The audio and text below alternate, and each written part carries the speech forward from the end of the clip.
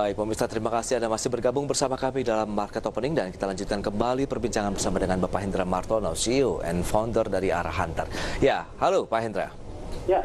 Kita lanjutkan kembali dengan beberapa saham pilihan yang sudah Anda rekomendasikan untuk perdagangan hari ini. Tadi lebih kepada short term trading saja, sudah dibahas tadi. Ada beberapa diantaranya Elsa dengan current price pun meski kenaikannya sudah cukup kencang, masih ada peluang ke 264. Selain ada Elsa, tadi kita lihat juga ada Medco Energi yang juga Anda rekomendasikan. Bagaimana peluang dari Medco sendiri? Masih ada juga peluang untuk kita mengambil posisi entry? Oke, kalau Medco ini sinyal kemarin sudah terjadi sinyal beli kemarin adalah kemarin sinyal belinya sudah ada dan hari ini juga masih melanjutkan. Oke. Medco ini salah satu tantangannya dia biasanya tuh nggak jarang sekali tuh bisa sampai 4 atau 5 hari. Nah sekarang tuh sudah ini baru hari kedua yang secara sinyal benar-benar masuk. Jadi kalau misalnya Anda mau masuk, perhatikan aja. Ini harga sekarang adalah di 510. Target selanjutnya adalah sekitar 532,9%. Nah kalau saya tembus lagi itu 545. Nah ini boleh masuk sekarang, boleh. Tapi kalau Anda misalnya mau lebih berhati-hati dulu, Anda tunggu aja 1 jam sebelum market tutup. Kalau saya sih biasanya begini strategi saya. Begitu sudah sinyal buy, apalagi kalau fresh screen pagi-pagi, saya masuk. Katakanlah saya rencananya masuk 10% dari total dana saya. Saya masuk dulu 5%. Kalau misalnya 1 jam lagi sebelum market tutup itu ternyata dia masih tambah bagus, ya saya tambah lagi 5% dari total dana. Begitu.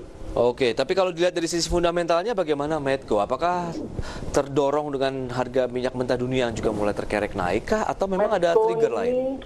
Ya, kalau Medco kita lihat dari fundamentalnya sebenarnya, ya kalau saya sih nggak terlalu, Anda coba lihat aja net profitnya juga minus tuh ya. Betul. Ya, jadi kalau makanya oleh karena itu yang seperti yang saya katakan tadi, yang market diskon everything, jadi artinya chart diskon everything. Jadi kalau memang harganya naik, jadi Anda hanya boleh trading. Anda kalau misalnya untuk buy and hold di Medco, yang menurut saya kurang begitu tepat. Baik, karena juga dikabarkan Medco Energi ini tertarik untuk membeli sekitar 35% saham Shell di blok Masela. Nah, berarti pada saat ini akan beroperasi tentu akan memberikan pundi-pundi tambahan bagi Medco Energi, Pak Hendra. Itu artinya apa? Buy on rumors, sell on news. Oke. Berarti memang kita short termnya memang harian saja nih kalau kita bicara mengenai trading harian. Oke. Kalau misalnya mulai trading harian, contohnya tadi yang seperti kan saya tadi pagi-pagi jam 9:02 tadi kan saya sudah sebutkan BEFIN ya. Iya. Ya, BEFIN itu pagi-pagi tadi yang waktu keluar tuh masih sekitar plusnya 3%-an. Nah, sekarang sudah plusnya 8,2. Dan beberapa teman saya itu mereka sudah terima kasih, mereka memanggil saya kan Zuheng, kakak laki-laki seperguruan. Terima kasih Zuheng sudah out 4,1%. Wow, itu hanya dalam beberapa menit saja begitu. Betul, iya. Tapi kalau misalnya mereka masih mau nunggu, ini masih bagus loh. Sinyal buy-nya kemarin ini, ini terjadi. Itu di harga, sekarang harganya kan dia di 344. Target selanjutnya sih kalau yang sementara ini dengan harga 344 ini, target selanjutnya ya masih bisa 360-an. Sampai dengan 360 untuk BFI Finance Indonesia TBK ya? 360 sekarang di 336, berarti peluang untuk menuju level tersebut masih terbentuk. Tapi secara teknikal begitu kalau kita lihat peluangnya masih akan berlanjut atau tidak? Karena ini kan paling tidak baru 2 hari terakhir nih sinyal-sinyal positifnya mulai terbentuk. Ya, ini baru 2 hari terakhir dan yang selalu yang saya tekankan ketika ini kan dia breakout top box nih. Nah, dia top box-nya adalah 326.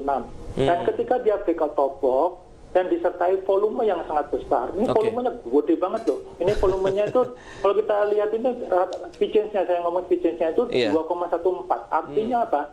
Di antara pergerakan dia volumenya jangka panjang, jangka menengahnya dia dibandingkan volume jangka pendek dibandingkan jangka menengahnya itu 2 kali lipat loh. Artinya apa? Orang pada saat ini lebih banyak posisinya lebih posisi beli.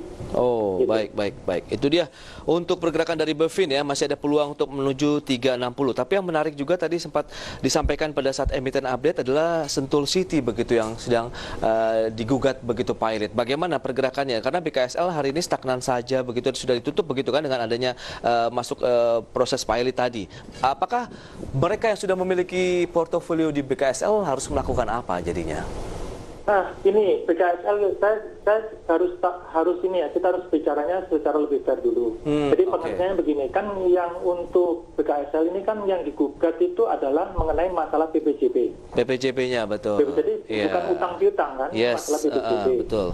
Sudah ada sanggahan sih dari pihak Sentul City juga. Nah, kemudian yang BKSL ini kalau saya lihat ini dari mulai Maret ini sudah harganya sudah 50 nih. Dari 2 Maret ini 50 dan sempat dia pada tanggal 10 Juni itu ada pergerakan sampai ke harga high-nya 62, 8 Juni.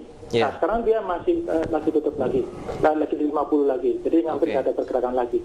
Nah, kalau kita lihat kondisi seperti ini, saran saya adalah Anda kalau memang misalnya sudah bisa keluar di saham BKSL ini, saham di 50-an ini tidak saya sarankan ya untuk dibeli. Banyak yang ngomong, waduh kalau sudah 50 kan sudah nggak bisa turun lagi. Ya berarti nanti tenang aja, jangan salah nanti begitu 50 ternyata dia nanti reverse split. Ya contohnya tuh Friend pernah itu kan dia reverse split 20 banding 20 banding 1. Jadi artinya apa? Harganya 50, dia harganya menjadi 1.000, tapi dia cuma 20 lot dapat 1. Nah ketika dibuka dagangannya tersebut, nah dia kan harganya harusnya bukanya di 1.000. Yang terjadi ketika buka harganya 300-an, 400-an lah kalau nggak salah.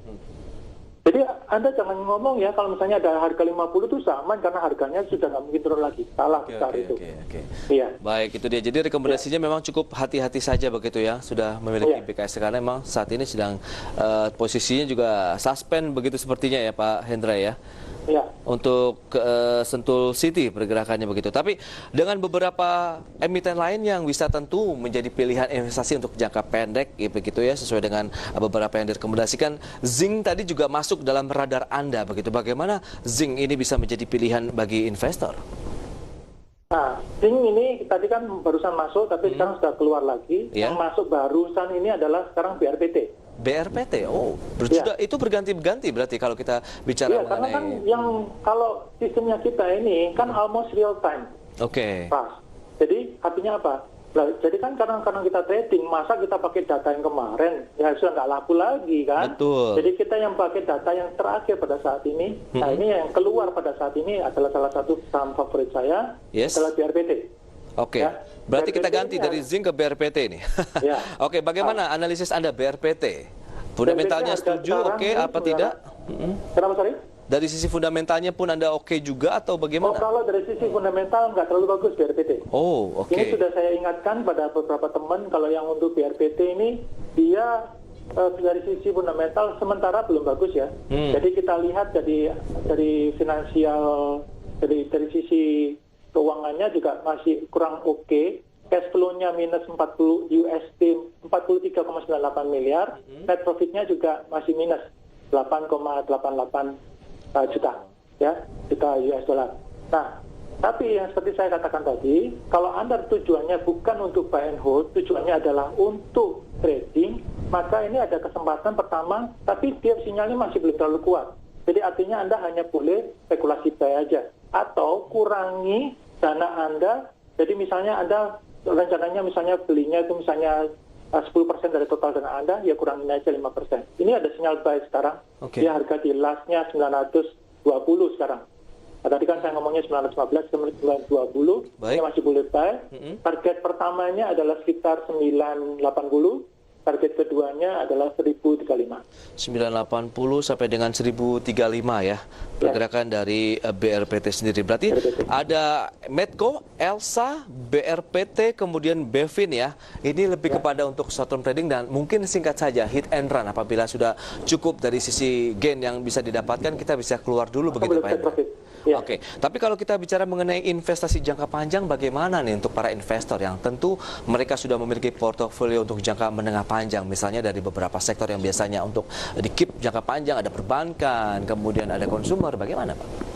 Kalau dari segi perbankan, ya, sementara ini perbankan kemarin sih sudah berapa kali ya, sudah kelihatan mulai gerak. Bank Mandiri sudah mulai gerak, tapi hari ini malah nggak terlalu bagus lagi. Tapi hari ini juga boleh diperhatikan loh, yang buat Anda yang mau misalnya masih pegang jangka panjang, finance sudah mulai bergerak. Finance itu ada satu resisten yang sangat kuat, yaitu di 11.37. Finance ini sekarang lastnya adalah 11.32, kurang 5 poin lagi, Pras. Kalau 11.37 ini tembus dan volumenya gede, nah itu berarti kemungkinan besar IHSG-nya akan ketarik naik.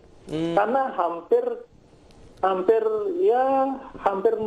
ini indeksnya finance ini terhadap IHSG itu kurang lebih ya bisa sekitar 29-30%-an dari bobotnya. Jadi kalau misalnya ini bisa ketarik ke atas, ini bagus banget. Baik, tapi kalau kita top gainer hari ini memang ada sektor perbankan. Beberapa diantaranya ada Bank Mandiri, Bank BRI, sorry Pak, ini ada Bank BNI juga dan juga Bank BRI Syariah. Nah, apakah ini bisa direkomendasikan juga untuk jangka panjang untuk saat ini? Kalau Bank BRI tetap ini adalah secara jangka menengah sama jangka panjang dia sudah mulai bullish. Baik. Ya, secara ini juga cukup bagus. Nah ini jadi kalau misalnya Anda mau beli yang untuk BBRI, ini sinyal buynya sudah mulai bagus ya.